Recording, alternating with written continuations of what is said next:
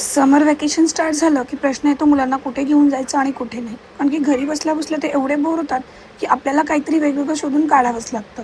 प्रावाचं तर अजून समर व्हॅकेशन वगैरे असं काही सुरू झालेलं नाही आहे, पण रुद्रांश आहे ना, त्याचं समर व्हॅकेशन सुरू झालं आणि त्याला घरी बोर होतं, म्हणून त्याला मस्का मारून मारून 2 दिवस राहायला बोलवलं. 2 दिवस आम्ही काय काय मज्जा केली ती तुम्हाला पुढे सांगते. फर्स्ट डे आम्ही आमच्या दीदीच्या घरी भेटणार होतो. तिच्या सोसायटीमध्ये स्विमिंग पूल आहे, म्हणजे मज्जाच मज्जा, कुठे बाहेर जायची गरज नाही. मग प्राव्या आणि रुदाला आम्ही तिकडच्या स्विमिंग पूलमध्ये घेऊन गेलो होतो. त्या दोघांनी पाण्यात खूप वेळ मज्जा केली, पण आमची गप्पू मात्र अजून लहान असल्यामुळे पूलमध्ये येऊ शकत नव्हती, तर ती दादा आणि दीदीला बाहेरूनच शांतपणे बघत होती.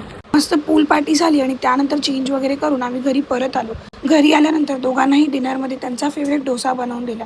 आणि आज रुद्रांश पहिल्यांदाच त्याच्या मम्मी पप्पांशिवाय आमच्याकडे राहणार होता. दुसऱ्या दिवशी प्राव्या बघा कशी त्याला उठवते. तिने सगळे प्रयत्न करून बघितले रुदाला उठवायचे, पण रुदा काय उठायला रेडी नव्हता. शेवटी मम्माने बनवलेला खाऊ संपेल असं सांगून तिने त्याला उठवलं.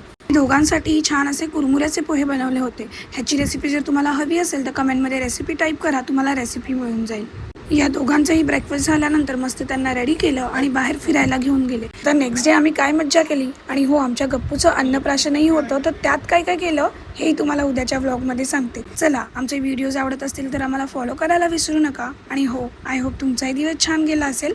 पुन्हा भेटूच उद्याच्या व्लॉगमध्ये.